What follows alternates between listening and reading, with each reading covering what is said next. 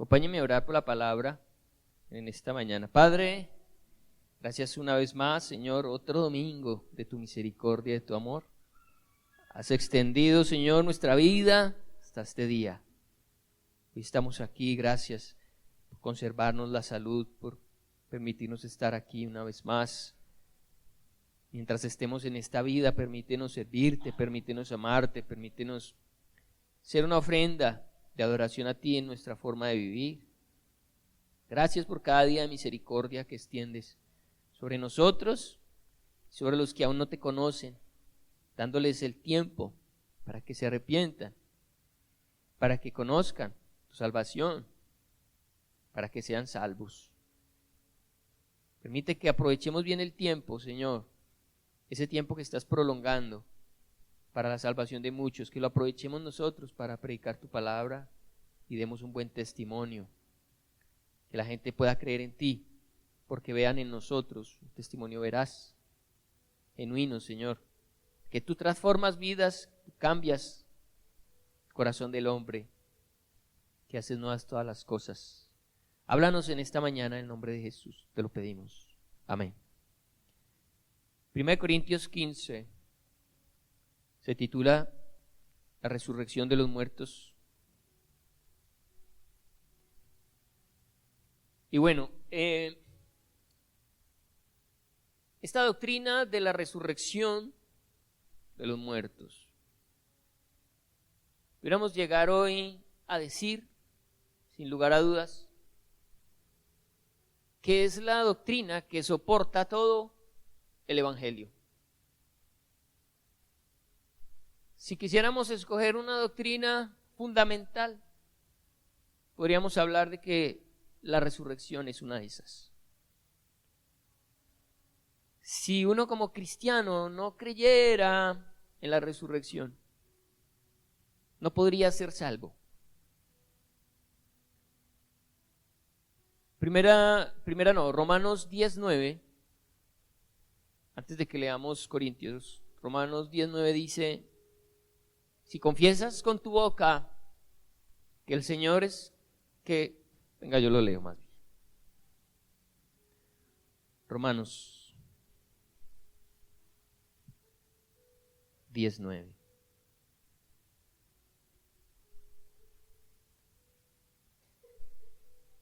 Pero sí, que si confesares con tu boca que Jesús es el Señor y creyeres en tu corazón que Dios le levantó de los muertos, serás salvo. ¿Qué tan importante es que usted crea que Jesucristo resucitó? Total. Si usted no cree en eso, devuélvase para kinder. Es lo primero que usted tiene que creer.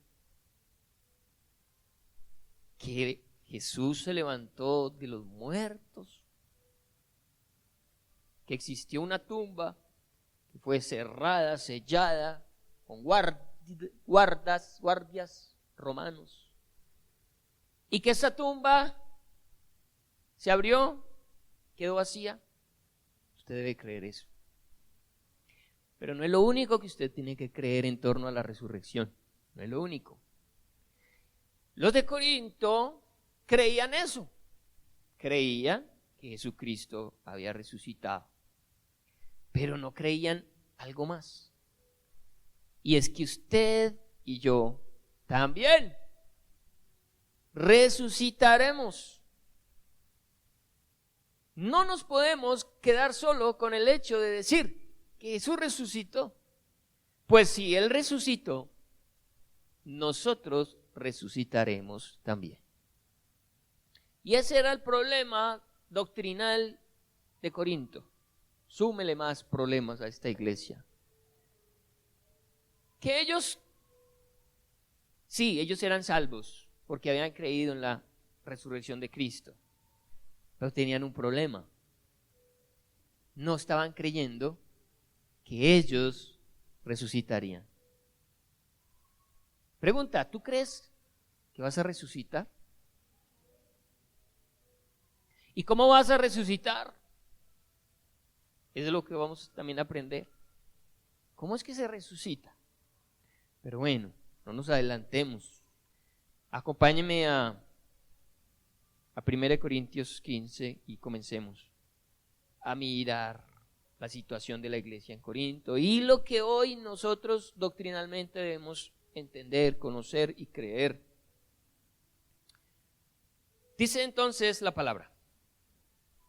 Ya estamos ahí, 1 Corintios 15. Además, os declaro, hermanos, el evangelio que os he predicado, él ya les había hablado de esto, el cual también recibisteis, en el cual también perseveráis. Por el cual asimismo, si retenéis la palabra que os he predicado, sois salvos, si no creísteis en vano. Porque primeramente os he enseñado lo que asimismo recibí. Iglesia, esto que él enseña no se lo inventó él lo recibió también. Que Cristo murió por nuestros pecados conforme a las Escrituras. Él había recibido que Jesucristo había muerto por nuestros pecados. Hoy vamos a mirar mucha Biblia, yo creo que se necesita. Lo invito a que se anime a voltear esa Biblia hoy. Porque es necesario que doctrinalmente lo tengamos bien claro. Dice el apóstol Pablo que conforme a las Escrituras, Isaías 53, 5 al 12, es una parte de esas Escrituras. Usted debe conocer Isaías 53. Acompáñeme a Isaías 53.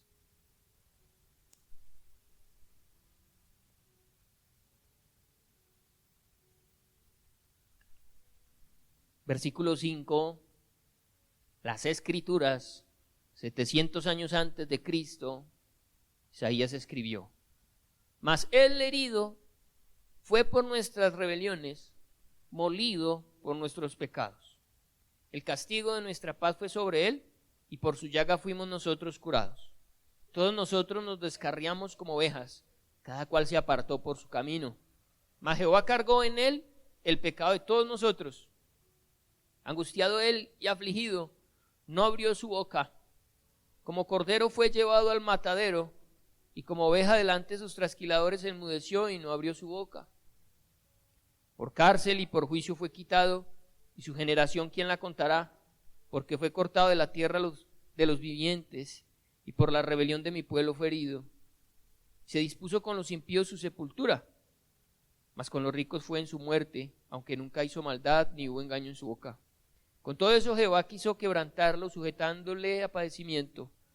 Cuando haya puesto su vida en expiación por el pecado, verá linaje, vivirá por largos días, y la voluntad de Jehová será en su mano prosperada.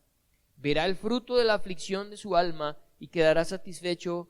Por su conocimiento justificará a mi siervo justo a muchos, y llevará las iniquidades de ellos. Por tanto yo le daré parte con los grandes, y con los fuertes repartirá despojos, por cuanto derramó su vida hasta la muerte.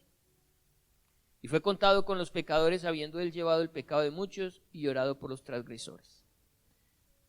Según la Biblia, Jesús debía morir, no aparentar morir, no quedar malherido. Porque quizás muchos pudieran pensar que él no murió, sino que sus discípulos lo sanaron y se recuperó. Y si alguien lo vio resucitado, pues no, porque nunca murió. Pero el testimonio bíblico e incluso el histórico dice que él murió. Derramó toda su sangre, y cuando fue descolgado del madero, fue sepultado. No puede haber duda en nuestro corazón en torno a ese primer hecho, que él tuvo que morir por nuestros pecados. Al morir, él pagó el pecado suyo y mío. Como él nunca pecó, él podía encargarse de los pecados ajenos. Si él hubiera pecado, tendría que haber pagado por su propio pecado, pero al no deber nada, él podía pagar nuestros propios pecados, y era muriendo en la cruz. También esto demuestra que él era hombre, porque solo siendo hombre podía morir. Muchos enseñaban que no, es que él era un superhombre, Él finalmente era Dios y podía haberse hecho el muerto. Pero realmente sus signos vitales desaparecieron y él murió. Como hombre sufrió todo el dolor de la muerte. Y no le podemos agregar el hecho de que siendo Dios no le doliera, porque él tuvo que ser completamente hombre para poder padecer por los hombres. Continuemos entonces con el estudio que el apóstol Pablo trae a los Corintios. Y dice el versículo 4. Y que fue sepultado. Bueno, ya dijimos que murió. Ahora necesitamos creer que fue sepultado. Y que resucitó al tercer día conforme también a las Escrituras. Era algo que ya se había dicho de él. Salmo 16, versículo 8 al 10.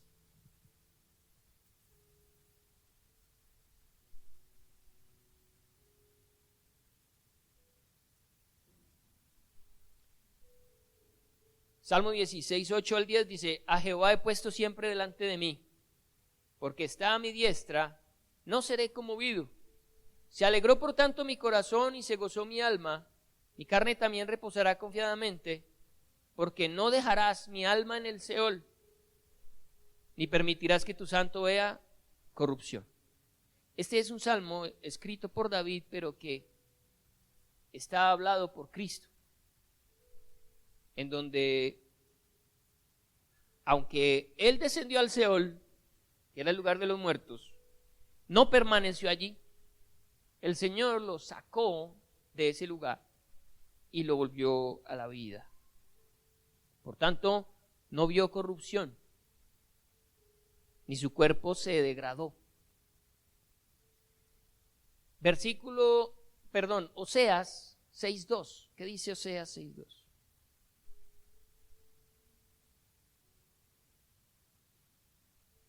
Recuerden que es como está escrito. Oseas 6:2 dice: nos dará vida después de 2 días. En el tercer día nos resucitará y viviremos delante de él. Es otro texto que profetiza que el Señor estaría durante 3 días en el sepulcro, pero resucitaría. Son algunos de esos textos. Hay muchos y vamos a seguirlos mirando.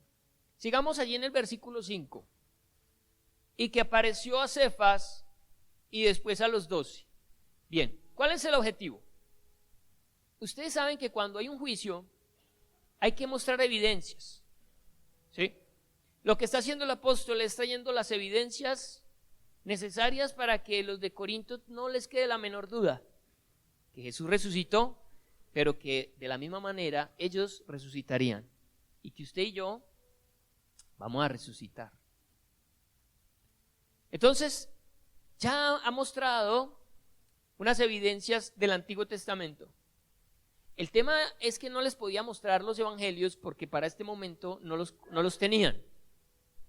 Los evangelios, junto con las cartas de Pablo, se escribieron unos años después de que Jesucristo había muerto. Entonces él tiene que usar el Antiguo Testamento. Pero ahora va a hablar de los testimonios de hombres que son apóstoles, respetados por la iglesia, que pueden decir: lo vimos resucitado. Entonces dice que apareció a Cefas, que es el mismo Pedro, y después a los 12. ¿Por qué primero a Pedro? Es bonito ver que Jesús no quería que Pedro se quedara con esa sensación de haberlo negado. Pedro, imagínense cómo se podía estar sintiendo Pedro. Saber que le había dicho al Señor: Señor, hasta la muerte yo voy a ir contigo. Y mentiras. Que cuando llegó el momento, Pedro lo niega y huye. Luego sabe que ha muerto el maestro. Qué cargo de conciencia tan duro, tan terrible, ¿Cómo se estaría sintiendo Pedro? ¿Y qué necesidad tan grande de Jesús de buscarlo para decirle: Pedro, fresco, tranquilo, yo te perdono porque tengo planes para ti. Tú la embarraste, pero hay muchas cosas que tú vas a hacer por el Evangelio. Imagínense el anhelo de Jesús por ir a buscar a Pedro y poder decirle todas estas cosas. E imagínense el descanso de Pedro. Cuando escucha que su maestro, primero, cuando lo ve vivo y cuando ve que su maestro no lo está inculpando de pecado y le dice: tranquilo. Eso es lo que uno siente cuando Cristo se presenta en la vida de uno. Cuando uno siente que ha pecado tanto y de repente aparece Jesús y nos dice: tranquilo. Si estás creyendo en mí, yo quiero decirte que todo cuanto has hecho y tus pecados han sido perdonados. ¿Cuánto descanso viene al corazón? Porque hay gente cargando en sus almas ese juicio, esa culpa de esos pecados pasados. Y que cuando van a Jesús, Él les dice: tranquilo, no me debes nada. Descansa, tengo planes para ti. Tengo propósitos para tu vida. Entonces, si hay alguien que puede testificar de esa resurrección, es Pedro, y ustedes lo ven. Una vez que viene el Espíritu Santo sobre los apóstoles en el aposento alto, sale Pedro a predicar la palabra y a decirles: ustedes lo mataron, pero Él resucitó. Yo lo vi. Dice Pedro: yo lo vi. Luego necesitamos más evidencias. No fue solo Pedro el que lo vio, también los 12. El término los 12 pues es una forma de hablar de los que estuvieron con Jesús, porque en ese momento no eran 12, eran 11. Acuérdense que Judas ya había muerto. Pero a ellos se les presentó también. El Señor necesitaba animarlos. ¿Cómo queda usted si su maestro, que usted consideraba era inmortal, Hijo de Dios, que nada malo le podía pasar, el Mesías, lo matan, lo entierran? ¿Y ahora qué? ¿Qué vamos a hacer? Nos salió calceto.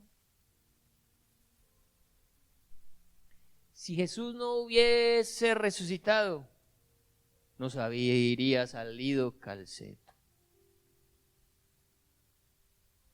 Es la gran diferencia entre Jesús y cualquier otro líder religioso del mundo. ¿Qué otro líder ha resucitado? Solo Jesús. Solo Él resucitó. Existe la tumba de Mahoma y allá están. Van y le dan vueltica. ¿Y saben que Mahoma está ahí? Pero Cristo resucitó. Y entonces sus 12 ahora dan testimonio que todo lo que Él les dijo era verdad. Pero sigue hablando. Después apareció a más de 500 hermanos a la vez, de los cuales muchos viven aún y otros ya duermen. Como quien dice: por ahí hay 500. Y si ustedes quieren ir y preguntarles, vayan. Dice a los corintios: todavía están vivos. Ellos dan testimonio de que vieron a Jesús resucitado. Cuando hay abogados, escritores que han hablado acerca de este juicio y han dicho que si a usted como abogado le toca, o como juez, le toca juzgar sobre un hecho cualquiera, y usted sobre ese mismo hecho tiene 500 testigos, está ganado. 500 personas diciendo lo mismo. Si hoy en día con el testimonio a veces de uno o de dos se gana un pleito, ahora 500 que convencieron a la gente de este tiempo, de hace 2000 años, que Jesús había resucitado. Tuvieron que haberlos convencido, porque si no, ese chisme no nos hubiera llegado a nosotros hoy. ¿Cómo sostener una mentira por 2000 años?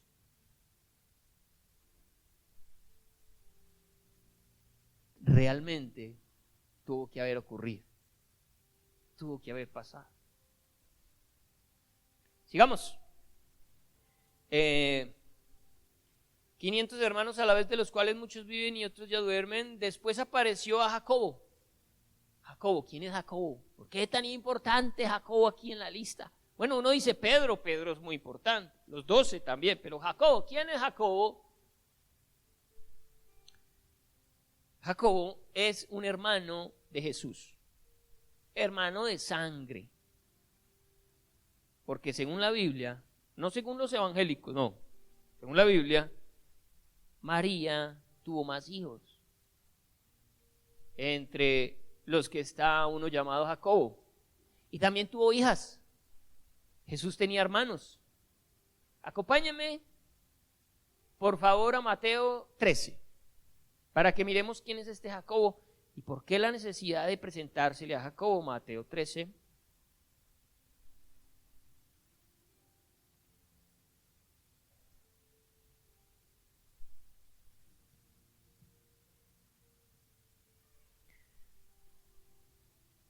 Versículo 53.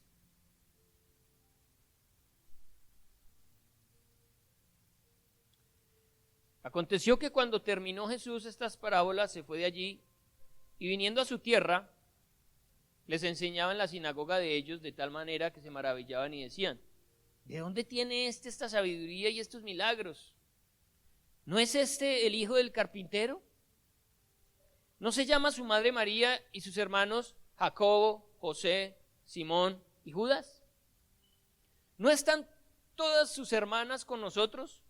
¿De dónde pues tiene todas estas cosas? Y se escandalizaban de él, pero Jesús les dijo: no hay profeta sin honra, sino en su propia tierra y en su casa.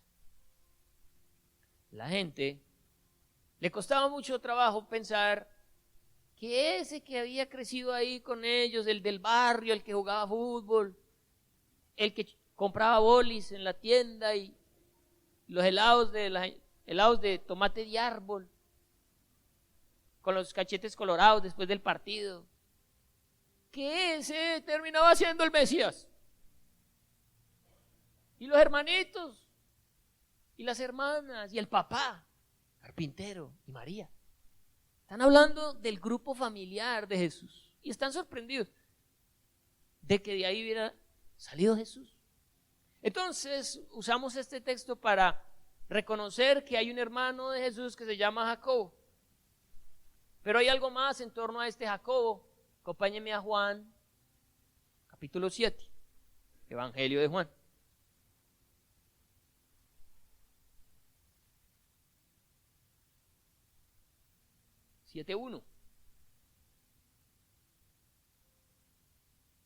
Después de estas cosas andaba Jesús en Galilea, pues no quería andar en Judea, porque los judíos procuraban matarle.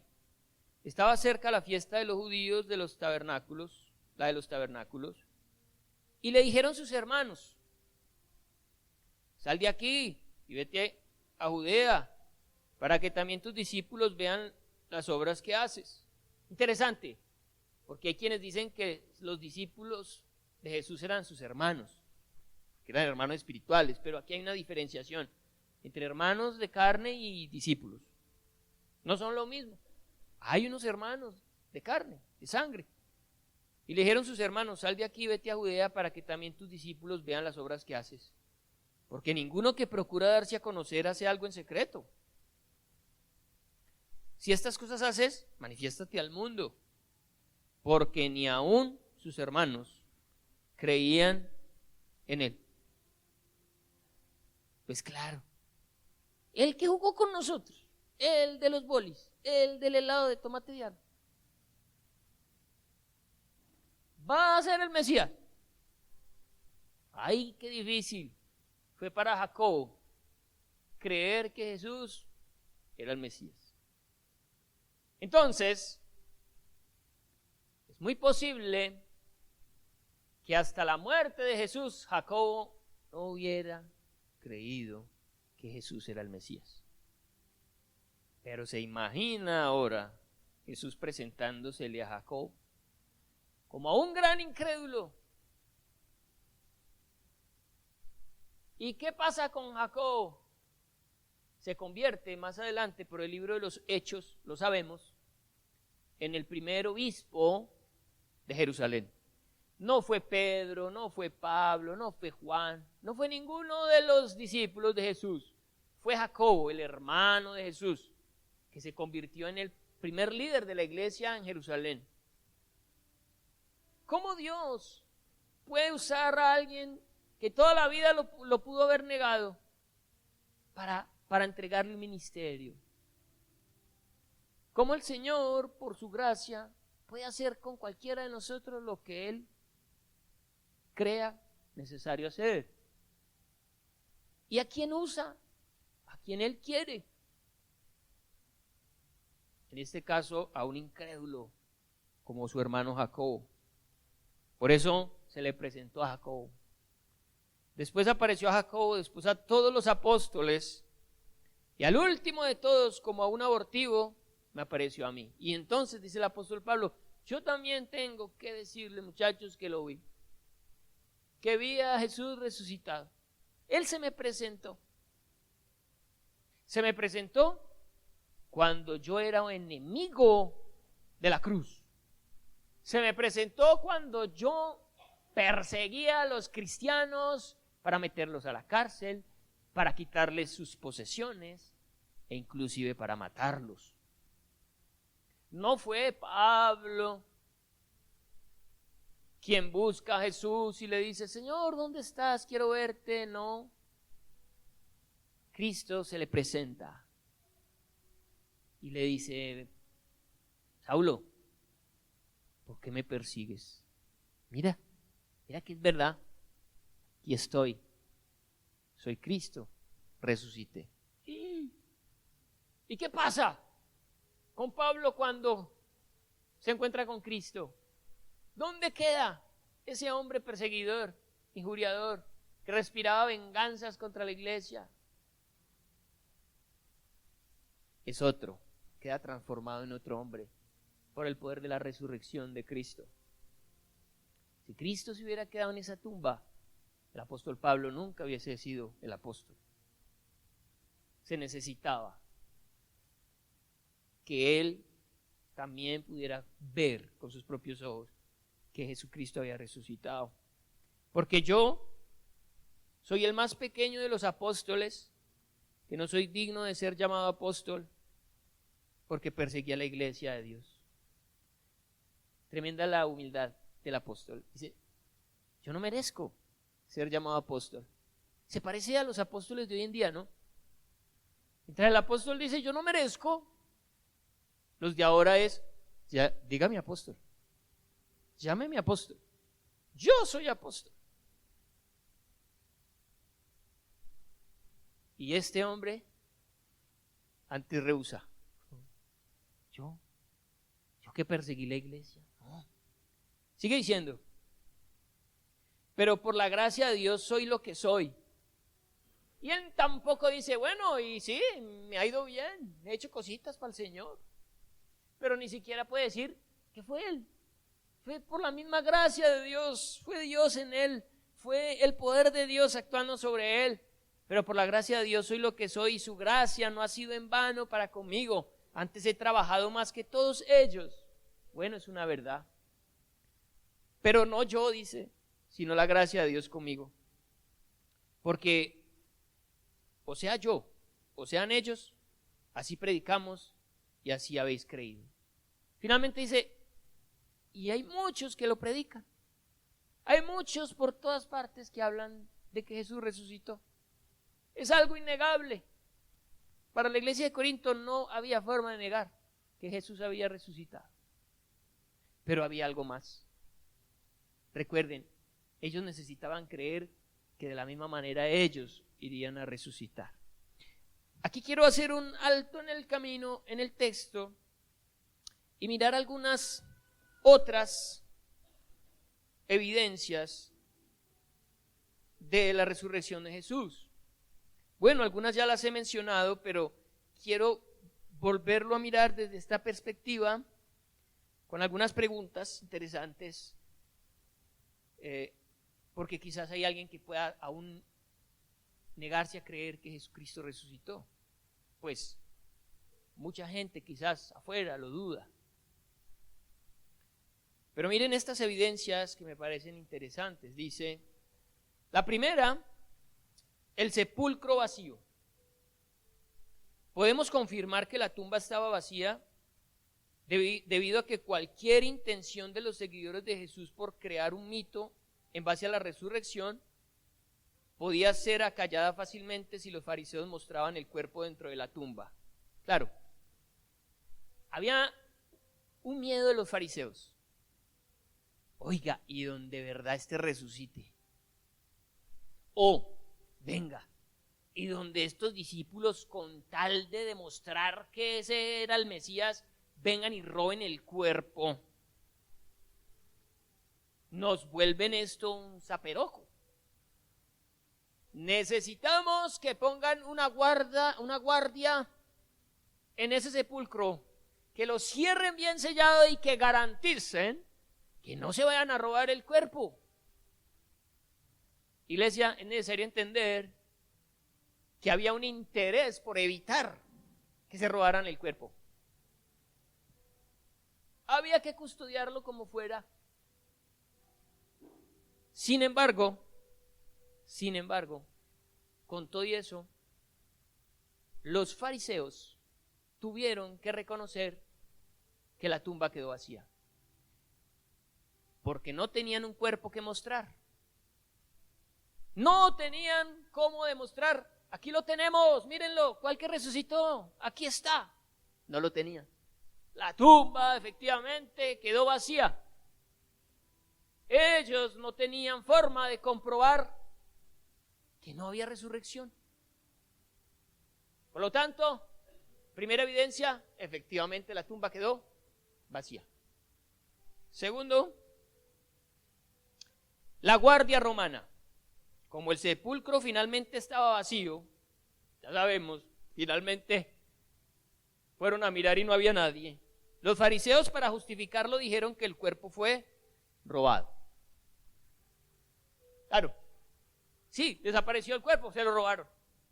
Se lo llevaron los discípulos. Bueno, ¿qué tan probable es que los discípulos hubieran hecho esa vuelta? Mire, esa vuelta, en términos de nuestros tiempos, era como para MacGyver o para los de Misión Imposible. ¿Por qué? Primero, ¿tendrían los discípulos el valor suficiente para robarlo si durante su juicio y muerte se escondieron? ¿Dónde estaba Pedro? ¿Dónde estaban los...? Nadie sabía. Tenía miedo de que los relacionaran con Cristo porque les podía pasar lo mismo. Ahora, imagínense el valor que se necesita para ir a sacar un cuerpo custodiado por soldados que tiene una piedra. ¿Será fácil robar el cuerpo de Cristo? Cuando los fariseos habían dicho, me lo cuidan, no vayan a permitir que se roben ese cuerpo. Necesitamos garantizar que ese cuerpo no va a resucitar. Entonces, esa primera pregunta nos pone a pensar, bueno, no parece haber posibilidad de que tuvieran el valor de hacer algo así. Segundo, ¿serían capaces de enfrentar soldados experimentados para lograrlo? Porque no crea que el soldado estaba ahí con un corta uñas, con una cacerola. Eran soldados experimentados y muy seguramente pusieron a los más cuajados. Y ellos eran pescadores, acompañados de mujeres. Me las imagino tirando piedra a ellas, bregando a hacer alguna cosa. No había forma. ¿Cómo robarse un cuerpo de un, no sé, de un equipo de hombres que custodian un lugar, que están armados? Y tercero, si fue robado, suponiendo que fue robado,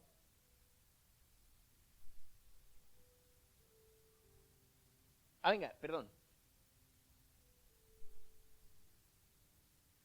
¿Así? Si fue robado, ¿por qué hasta nuestros días el mensaje de la resurrección sigue afirmado? Porque si fue robado y los fariseos lo pudieron comprobar, el mito hubiera quedado inmediatamente al descubierto. Pero los fariseos no tuvieron cómo demostrar lo contrario, no hubo forma. Eso se quedó así. Jesús no aparece, el cuerpo no está. Y los soldados que puedan decir, no, aquí no vino nadie. ¿Sabe qué le pasaba a un soldado romano cuando dejaba escapar un preso? Lo mataban a él, pagaban con la vida y con la familia. Mataban a la esposa y a los hijos. ¿Recuerdan ustedes que Pablo y Silas están metidos en un calabozo, están cantando, adorando al Señor, golpeados, y se abren las puertas de la cárcel y el que los guardaba pensó que se le habían volado todos, y él, sabiendo el castigo que le esperaba a él y a su familia, coge la espada y prefiere morir. Él dice, me muero yo, pero de alguna forma evito que mi familia también sufra el castigo. Y cuando ya se iba a matar, Pedro le dice, detente que estamos aquí, no nos hemos volado ninguno de nosotros. Cree en el Señor Jesucristo y serás salvo tú y tu casa. Cree en el Señor Jesucristo y no te va a pasar nada a ti ni a tu familia. ¿Usted cree que un soldado va a permitir que se roben el cuerpo de Cristo con todas estas condiciones? No era fácil. Es una evidencia complicada. Sigamos. El cambio de actitud de los apóstoles. Ustedes deben saber que Cristo muere, pasan 40 días donde Él, después de su muerte, se aparece a todas estas personas de las que hemos hablado, a excepción de Pablo. A Pablo sí se le presenta años después, pero a todos los demás se les presentó durante un periodo de 40 días. Ellos estaban escondidos y allá se les presentó. Cumplidos 50 días, viene el Pentecostés. Y después del Pentecostés hay un cambio de actitud en los apóstoles. ¿De dónde sacaron ellos la capacidad para cambiar del temor que tenían originalmente por una capacidad extraordinaria de predicar el evangelio sin temor? Eso solo lo puede dar la certeza de saber que Jesucristo había resucitado. Nadie se va a hacer matar por una mentira. Y todos ellos murieron defendiendo que Jesucristo resucitó. Ay, mire, si a usted no le consta, ¿por qué se va a hacer matar? ¿Y cómo alguien tan miedoso como Pedro es capaz de morir por Cristo? Hubo un cambio de actitud.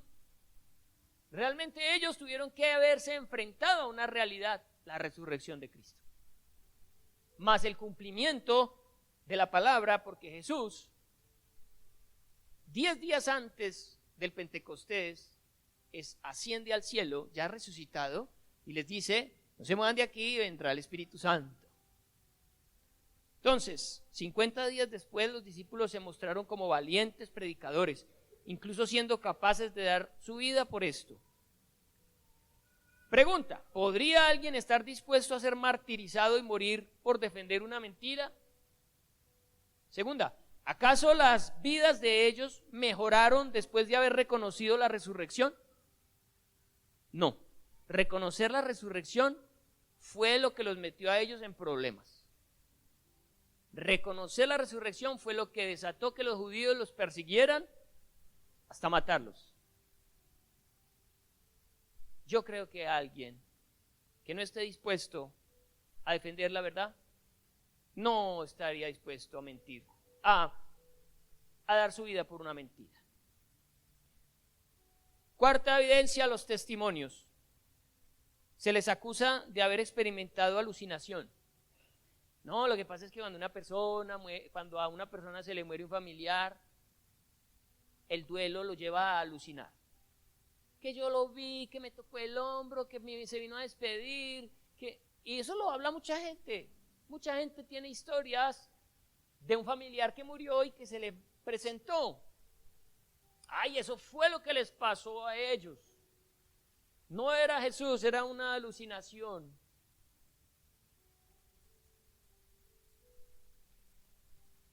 Entonces, en el lapso de 40 días, 500 personas tuvieron la misma alucinación. En 40 días que duró el tiempo en que Jesús resucitó y estuvo con ellos, ¿será que 500 personas alucinaron de la misma forma? Describiéndolo de la misma manera. Parece ser que la alucinación no es muy convincente en torno al tema de la resurrección de Jesús. Otro, las mujeres. Ustedes saben que las mujeres fueron las primeras en descubrir que el sepulcro estaba vacío. El tema es que para este tiempo el testimonio de la mujer no valía nada. Solo el testimonio de los hombres era valioso ante las autoridades, el de las mujeres no. Si eso lo saben los discípulos que están inventando esta historia, ¿creen ustedes natural y normal que hubieran escogido mujeres para decir que el sepulcro estaba vacío? Era lo primero por lo cual se podía caer esa historia. Si usted quiere inventar una mentira, usted no la va a poner en boca de alguien que no sea creíble. Usted se va a buscar cómo sostener el cañazo. Pero ellos no están interesados en mentir y por eso con tranquilidad dicen que fueron las mujeres las que descubrieron el sepulcro vacío. ¿Qué problema hay si fue la verdad? Cuando se trata de un engaño, uno intenta evitar al máximo que cualquier cosa quede mal en el engaño. Y el testimonio de las mujeres podía ser un autogol en ese proceso. Ahí vemos que había una sencillez en el relato, una veracidad. Ya vamos a terminar. Otro, la idea de que Jesús no era humano. A finales del primer siglo aparece esta teoría y culpan a los dos últimos evangelios escritos, que fue Lucas y Juan. ¿Los culpan de qué? Que primero se escribió el evangelio de Marcos, luego el de Mateo, y esos evangelios sobre la resurrección de Cristo no hablan mucho. Pero los últimos evangelios escritos, el de Lucas y el de Juan, sobre todo el de Juan, habla demasiado sobre la resurrección de Jesús. Dicen que fueron escritos con el fin de aumentar el engaño, que como los otros dos no ampliaron mucho el tema, estos se esforzaron por hablar del asunto. Sin embargo, no es lógico que queriéndolo mostrar tan humano, porque aunque hablan mucho de la resurrección, no lo muestran sino como un ser humano común y corriente, resucitado. Lucas y Juan lo muestran así, dice: sin embargo, no es lógico que queriendo mostrarlo tan humano, comía con sus discípulos, animaba a Tomás que lo tocara, cocinaba pescado a la orilla del mar, etc. Y existiendo la teoría de que él no era tan humano, la idea era demostrar que él era bien humano y por eso lo ponen con la comida, con un cuerpo, se puede tocar. Pero ellos no ocultan también cosas sobrenaturales. También lo muestran atravesando puertas, apareciendo y desapareciendo. ese también es un argumento que no cabría, porque entonces avalaría la idea de que Jesús no era tan hombre, de que mire lo que podía hacer. Pero es ahí en donde aterriza lo que estamos hablando. Y es que usted debe entender que él era hombre, que tenía un cuerpo, que nació de una mujer. Al nacer tenía todos los órganos de una persona, carne y hueso. Al morir, derramó su sangre y muere porque era humano. Al resucitar, y era lo que ellos no podían creer, resucita teniendo un cuerpo. ¿Y cómo era ese cuerpo? Era un cuerpo que se podía tocar. Era evidente que era Cristo. Tenía unos agujeros en sus manos. ¿Cómo lo muestra Lucas? Porque si usted hoy entiende la resurrección de Cristo, podrá entender su propia resurrección. Y ya con esto termino. Lucas, capítulo 24, 39.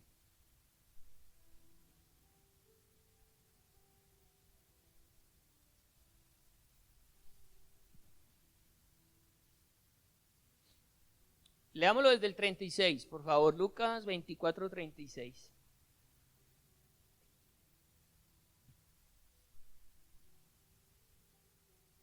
Mientras ellos aún hablaban de estas cosas, Jesús se puso en medio de ellos y les dijo: paz a vosotros. Entonces, espantados y atemorizados, pensaban que veían espíritu, o un fantasma, ¿no? Pero él les dijo: ¿por qué estáis turbados y vienen a vuestro corazón estos pensamientos? Mirad mis manos. ¿El cuerpo de Jesucristo resucitado tenía manos? ¿O era como un ente, ¿cómo llaman esos que le gusta a la pastora Julie jugar, que es como de un slime? Cuando yo era niño existía un slime. Hoy en día venden un slime en los agaches a 1,000 pesos. Cuando yo era niño existía uno que vendía en un tarrito así. Tenía ojos. Todo costaba como 8,000 millones de pesos. Eso un niño cualquiera no tenía un slime. A mí me sorprendió verlo ahora a 1,000 pesos. Yo, ay. Y los niños que lo tenían no se lo dejaban tocar a uno. Entonces yo siempre tuve como ¿cómo era eso? Pero el cuerpo de Cristo resucitado no era una masa deforme. Tenía manos. ¿Qué más tenía? Tenía pies. Mis pies, yo mismo soy. Palpad. Es decir, no era un holograma. Usted lo podía tocar.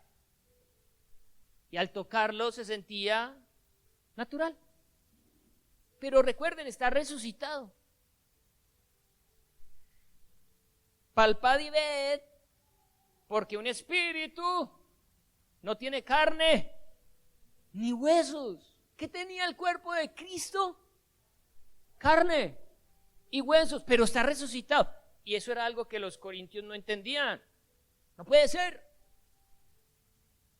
Los griegos y los romanos tenían una idea de la muerte, que posiblemente también los corintios por eso ya la compartían.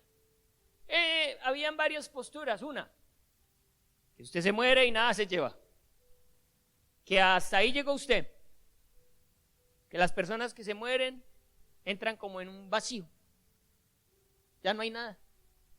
Otros decían, no, hay una vida después de la muerte, pero es almática. Usted va a estar delante de la presencia de Dios, pero como les digo yo, como ese espíritu, así como esa cosa en alma. Ellos nunca pensaban en el cuerpo. ¿Por qué en el cuerpo no? Porque recuerden que para ellos, para la filosofía griega y romana, el cuerpo era pecaminoso, era la cárcel del alma. Entonces los gnósticos también hablaban de eso. El cuerpo era malo. Entonces, ¿cómo vamos a pensar que al resucitar vamos a tener cuerpos y el cuerpo es malo.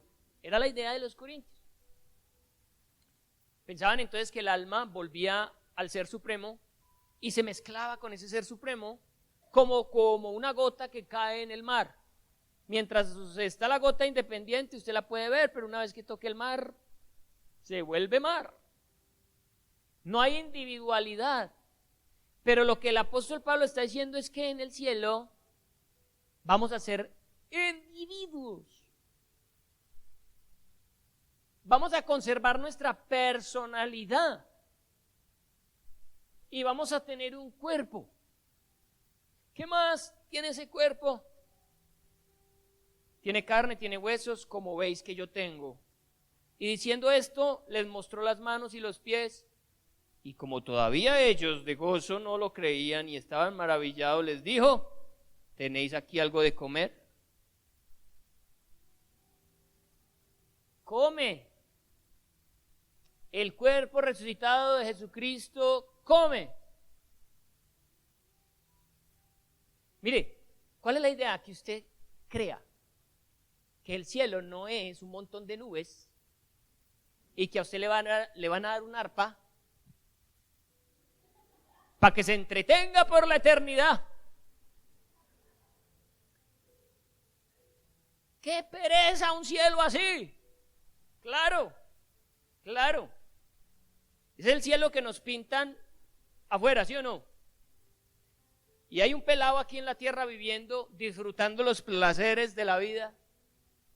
Y dice: venga, ¿para qué me voy a portar bien? ¿Para irme a una nube a tocar una arpa toda la eternidad?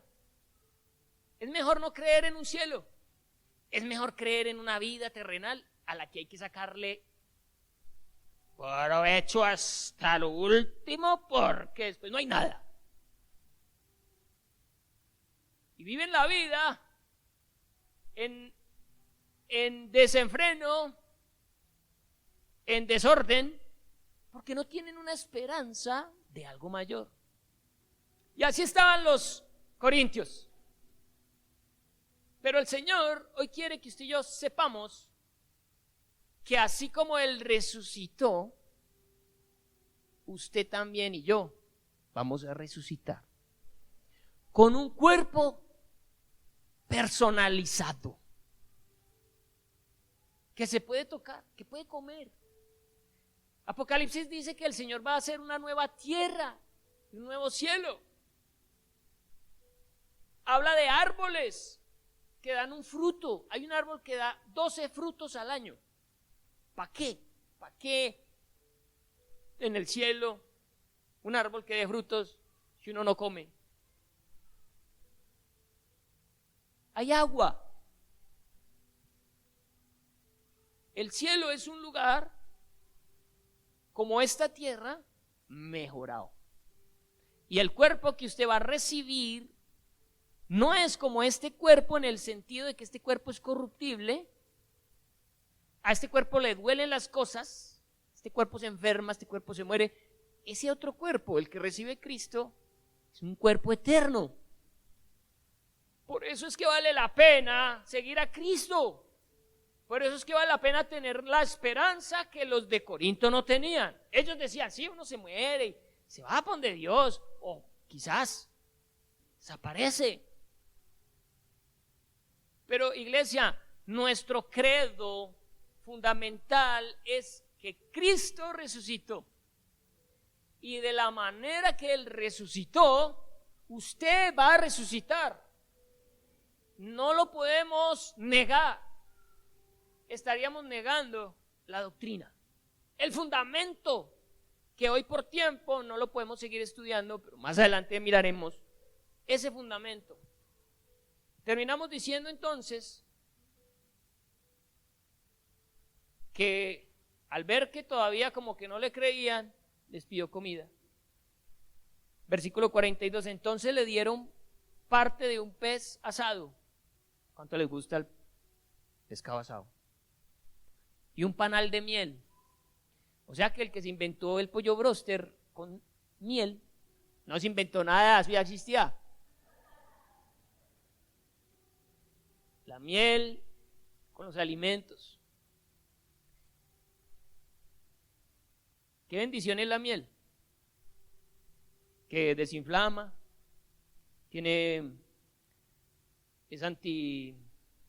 un antibiótico, un antibacterial, da energía, aumenta los glóbulos rojos, en fin, es un superalimento.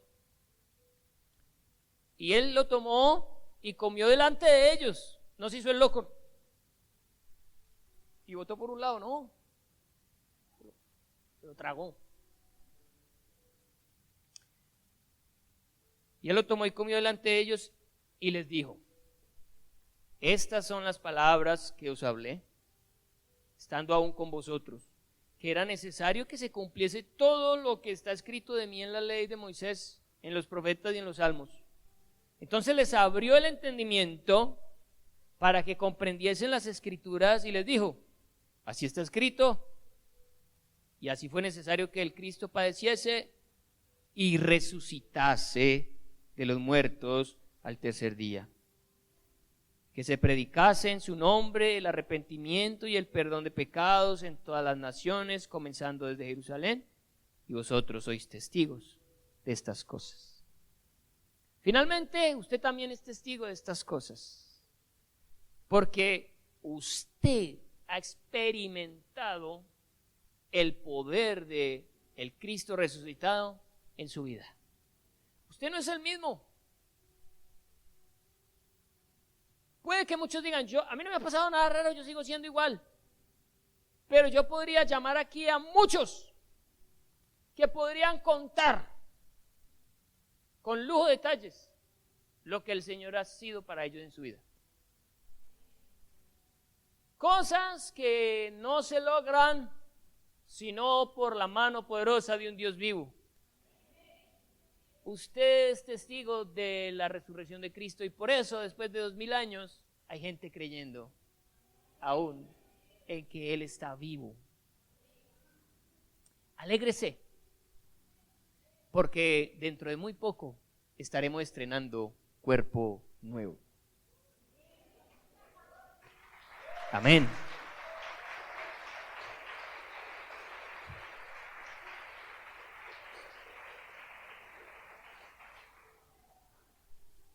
Menos mal, esto no me lo inventé yo. Es nuestra esperanza. Y va a ser maravilloso vernos en el cielo. Esa es nuestra esperanza y nuestra fe no se puede mover de ahí. Y si hay algo que lo ilusione a usted cada día es saber que un día usted va a tener un cuerpo nuevo.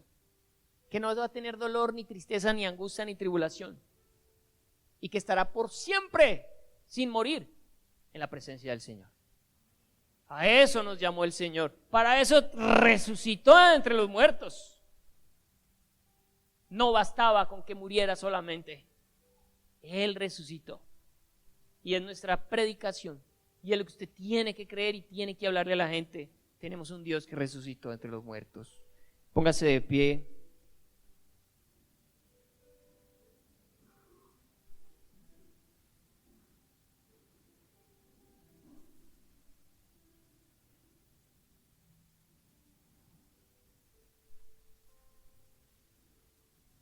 Porque yo sé que el futuro es suyo,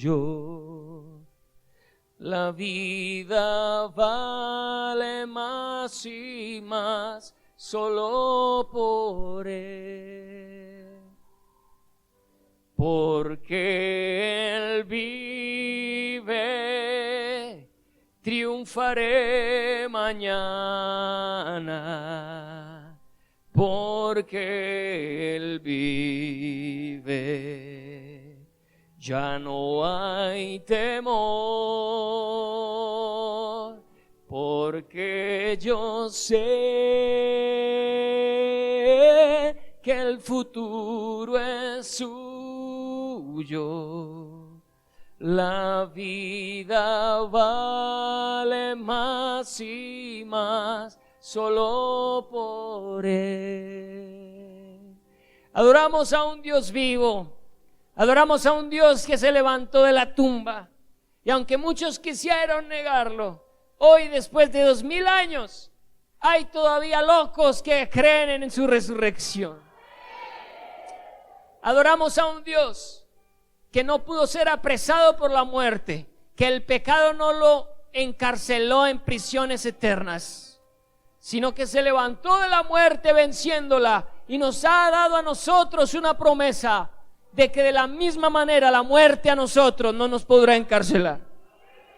Que todo aquel que crea la locura del evangelio resucitará al final de los tiempos, se levantará de entre los muertos y vivirá para siempre junto a aquel que reina por los siglos de los siglos, y su nombre es Jesucristo.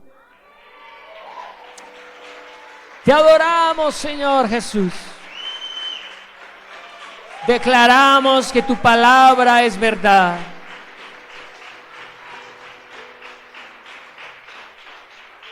Esperamos la promesa de un cielo nuevo, de una tierra nueva. Esperamos con ilusión, con mucha expectativa, lo que has preparado para nosotros en la eternidad. No viviremos en esta tierra como quienes no tienen esperanza o quienes solamente tienen esta vida para disfrutar. De esta tierra nada nos complace como nos complaces tú, Señor. Y nada deseamos de esta tierra si tú no estás, Señor. Y si en esta tierra solo nos espera tribulación y angustia, persecución y hambre, como les tocó a estos varones, de la misma manera tendremos la esperanza de que estaremos contigo en la eternidad. Y que será mucho mejor estar contigo para siempre que haber tratado inútilmente de ser felices en esta tierra que has declarado que pasará, que un día dejará de existir. Yo oro por todos aquellos que están viviendo esta vida como si fuera lo único, y lo único que se dan cuenta es que por más que busquen saciarse, el vacío continúa, la soledad continúa, la tristeza continúa.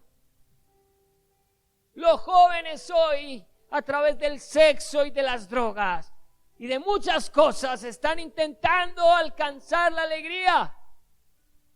Los adultos, a través de comprar, de tener, de adquirir, están tratando de encontrarle sentido a esta vida.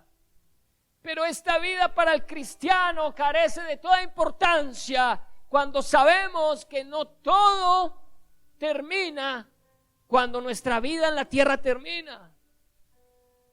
Que empieza la verdadera vida, la vida prometida, la vida eterna, por la que vale la pena guardarse de pecado y de inmundicia.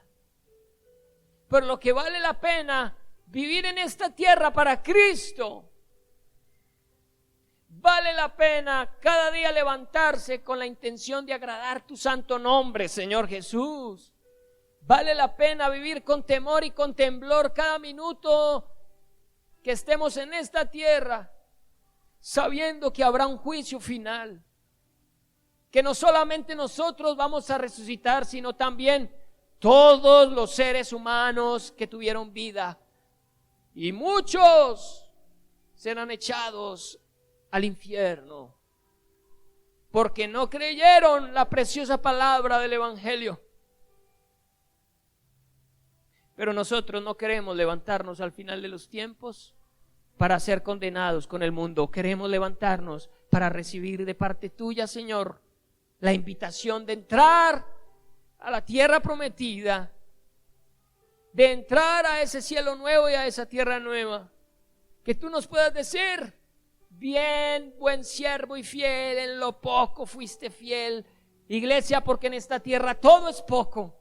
Así seas el dueño de la riqueza más grande, delante de la eternidad eso es poco, eso es nada.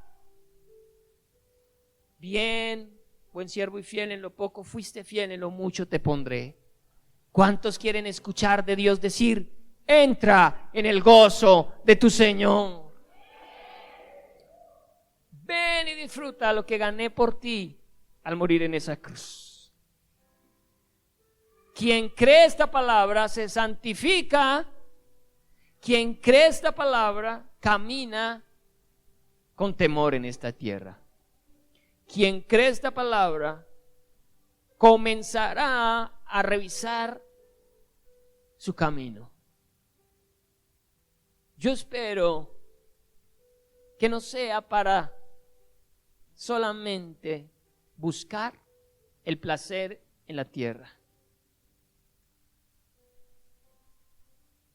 Padre, guarda a los jóvenes de esta iglesia para que ellos amen y atesoren tu palabra y para que frente a la tentación puedan decir no, porque yo no voy a negociar mi vida eterna por ningún placer terrenal y pasajero. ¿Cuántos de ustedes adultos intentaron llenar sus vacíos con personas, con amores, con sentimientos, con recursos, con dinero, con alcohol, para darse cuenta que nada de eso llena, para darse cuenta que nada de eso complace, que solo aumenta el vacío en el corazón? Y si tú te estás sintiendo así, yo te invito a que abras tu corazón a Jesús y le digas: yo creo en ti, Señor, creo que moriste en la cruz por mis pecados y resucitaste al tercer día como está escrito.